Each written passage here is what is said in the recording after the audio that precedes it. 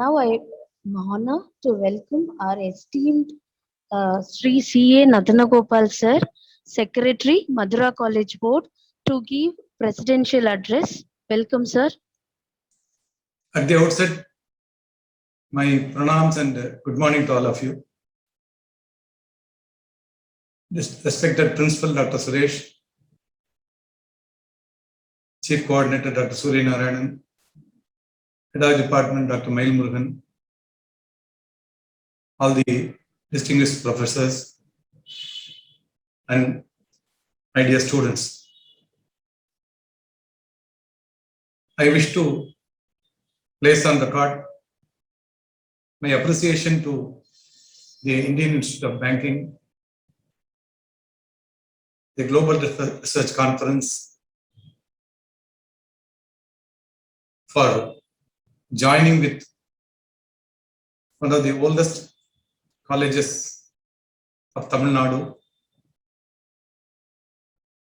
in providing an international flavor on a topic which is very relevant, contemporary, and going to be the future.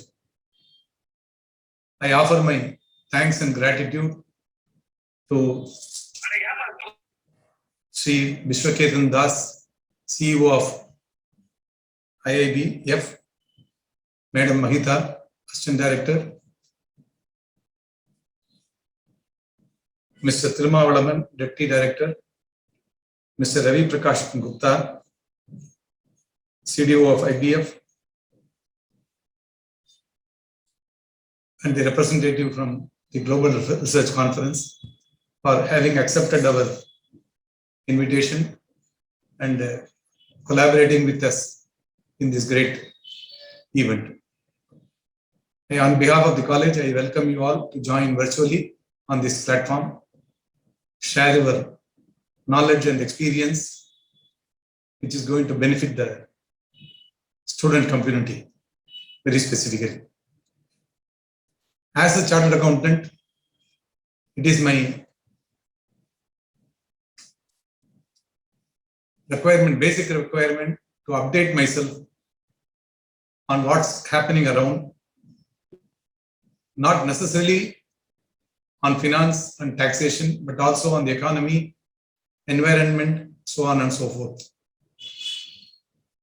The topic of today's conference, FinTech 2, a new epoch of financial inclusion, very appropriately worded. I would like to dwell upon a few interesting things about what I have been reading and experiencing as a professional and also as a citizen of this great nation. Financial inclusion was not heard of till the beginning of the century, 21st century, across the world, and more especially in India. Holding a bank account was a pipe dream for a common man. Moreover, cash is the king attitude was a mythical belief of the poor. Having debit and credit card was a big no-no for the individuals. One used to feel the moment you own a credit card or a debit card, you will be watched by the tax authorities also. Then came the big push on financial inclusion with technology backbone. Reach the unreached became the buzzword. The term finance and financial, once considered to be a language of the elite, became a commoner's terminology in quick time. The once sober and slumber attitudinal financial institutions also woke up to the reality of technology, thanks to rapid speed of communication through internet, mobile, and the computers. The government also recognized the fact that subsidies and grants not reaching the poorest of the poor, where the middlemen gobbled up the major chunk of the benefits, using the ignorance and inability of the beneficiaries and their lifestyle. The government also wanted to plug the leakage, which was more of a flooding of the leak to the selected few. The advent of technology and communication had to come to the rescue of the beneficiary and the benefactor in no uncertain measure. Now, what is the strength of the financial inclusion? The textbook definition of financial inclusion is to strengthen the availability of economic resources and encourage the habit of savings among the poorest of the poor. It is a significant but small step in having all-inclusive development and growth of the Indian economy, more especially by roping in on the economically ill-developed and underdeveloped populace. The objective was to ensure that benefit reaches the targeted audience with no intermediary, giving historical push to the bank account opening through the Jan Dhan Yojana. The Indian villages across India have got more bank accounts now. Over 50 crores of population now have at least one bank account, one debit card, one credit card, a Kisan card, Ayushman, etc. The subsidies now reach the targeted person directly without the middleman. Even in the cities, feel the benefit of the bank account because the gas subsidies come to you to the bank account, which used to go to the middleman or to the oil companies' agents. This is the basic success, I would say, in the financial inclusion. In this way, the financial inclusion would help in poverty alleviation in the Indian populace, equal access and privileges to tap the financial services offered by the banks, irrespective of the geographical limitations, access to credit, seamless online savings and investments, even insurance policies, claims, use of the cards and net banking for personal and commercial uses. A recent survey says that while the majority of the world population is still remain unbanked, Indian citizen is scaling financial inclusion more rapidly thanks to the technology adoption and adaptation by the government and also by the citizens. According to a recent survey of the PricewaterhouseCoopers report, FinTech Wave 1, which was between 2014 to 18, the objective was to narrow down and throw open alternative disruptive technology to the business in order to target the underserved. The Wave 1 of the FinTech covered about 23% of the Indian population. The FinTech Wave 2, which is supposed to be between 2019 to 21, focused on developing an effective and easy access to financial ecosystem, and now it has reached about 50 crores of the population. Now we realize that what was an unbelievable or a dreamy folklore to use the handheld devices for transactional purposes, the mobile FinTech marriage has metamorphed the global financial sky into one umbrella.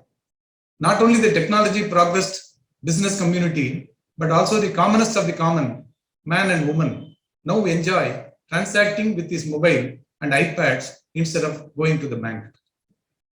Gone are the days of checkbooks, demand drafts. As the postcards and in-letters were devoured by the WhatsApps and the Facebooks, the challans and the payslips of the banks are now being overpowered by the IMPS, NEFT, UPI's debit and credit cards. Sitting before the system, one can operate everything, transacting from 1 rupee to multiple crores from the mobile and the laptops. I have personally witnessed how FinTech has enabled a small petty shop owner, a lady, who asked me to pay up in the GPay by using the QR image that was kept over the plastic bottle in her shop. My purchase was only for 140 rupees. I asked her with a perplexed mind, why you are asking me to pay 140 rupees through the GPay QR code? She said the money will go into my Modi account. She said the Jan Dhan account, she calls it as Modi account. It goes into the Jan Dhan account and it will prevent, I will be able to use the money whenever I want by using my card, or I will again use my GPay instead of allowing my spouse to have it for his evening happy drink. The word FinTech has become so user-friendly now to force even the dictionary printers to use this word in their dictionary. There has been a host of fintech enterprises sprouting across the globe who synergize the user and the provider seamlessly. Now, many unicorn startups have found their way into the stock market because of the fintech boom. The philosophy of reached and unreached has become a reality in financial inclusion in these 22 years of this century. This has definitely brought down the gap in enjoying the fruits of one's earnings effectively and efficiently. The Indian central government and the state governments are giving top priority to technology adaptation in all governmental initiatives, such as public distribution system, direct to bank transfers, tendering, payments, settlements, payment of salaries, pensions, and so on. What used to be a bunch of papers handed over to the banks for disbursement of salaries and pension has now been replaced by one Excel sheet, and of the return button, the banks will make the payment into the account of the beneficiary in no time. The banks and lenders use fintech to receive, process, approve, sanction, securitize, and release the loans in quick time. Most of the insurance companies are also now adapting paperless policies and also issue a smart card. Wherever you are, you can use the smart card to make a claim if at all required. Even the mediclaim policies are also now made fintech efficient. According to an article of the Financial Express dated September 10th, 2021, despite two waves of coronavirus pandemic that unleashed devastation across the world, India has an 87% adaptation of fintech and has substantially moved much above the world average of 64%. In further, some state, India has witnessed $2.7 million of fintech investment in the year 2020, and they expect it to be more than $3.5 billion in the coming year. Yes, KPMG report says that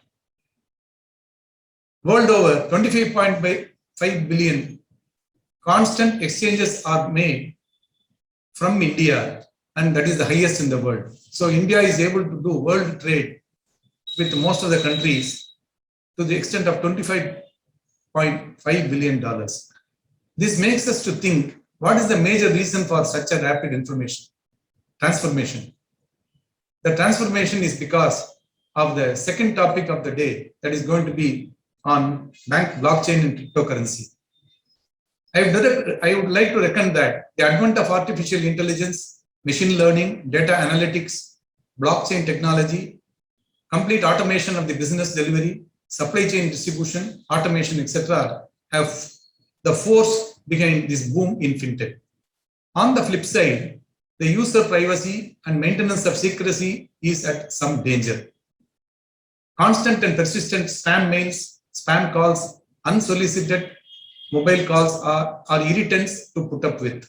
However, the financial institutions and the fintech entities keep on educating the user in dangers of technology. Ultimately, user beware is the mantra. We are in an era of tech and fintech boom, which has many advantages and a few disadvantages also. Come on, we have to show our place on the earth with a no-risk fintech transaction. Now let me turn to the second topic, blockchain and cryptocurrency. Blockchain is the technology that enables the existence of cryptocurrency, among other things.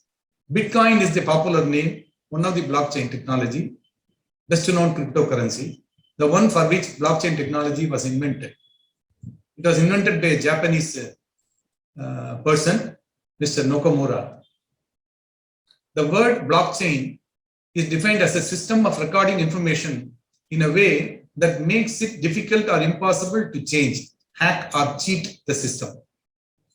A blockchain is essentially a digital ledger of transactions that is duplicated and distributed across the entire network of the computer systems on the blockchain, popularly called Bitcoin.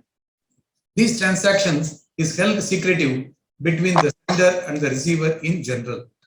Now, there are enterprises providing platform called the Bitcoin Wallet.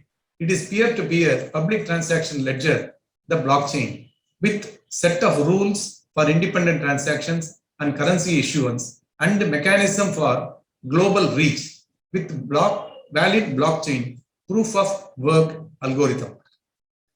For convenience and understanding, let us use the word blockchain instead of Bitcoin instead of blockchain, since this is the son of the later. This is a collection of concepts and technologies that form the basis for digital money transaction. The question asked by experts is the blockchain can be trusted? Can we trust whether the digital money can be spent only once, or it can be doubled up by using the literal physical currencies?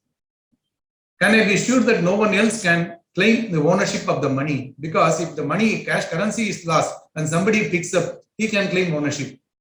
Is there a possibility of the Bitcoin transaction also being claimed ownership by some other person? The answer lies in the following paragraph. Cryptographic digital signature enables the user to sign digitally on any asset or a transaction, providing his ownership. On the other end of the receiver uses the private key to open the transfer, and hence security is maintained. However, with the advent of Medicare Bitcoin Valet facility, where the user hires space for storing the transactions, then the possibility of stealing the transaction or swindling of the data is there. The danger is still there. There is a massive war going on between the investors and developers of the crypto technology and the spammers and the stealers. That is the reality. The fight will go on as long as we live. On the financial trend, cryptocurrency is becoming one another tradable option amongst the investors of stocks and securities, at least among the elite masses in India. I am told there are about 17 exchanges in India transacting about $43 billion of crypto transactions in a day. Seeing this, the government has also initiated some steps. The problem is these exchanges are not regulated by any body like the SEBI. So they are regulated by their own internal processes and KYC of their choice. The government on its part is contemplating actively on a currency in digital form with the new law, Cryptocurrency Bill 2021, which was placed in the November 2021 session of the Parliament, but it has to be passed.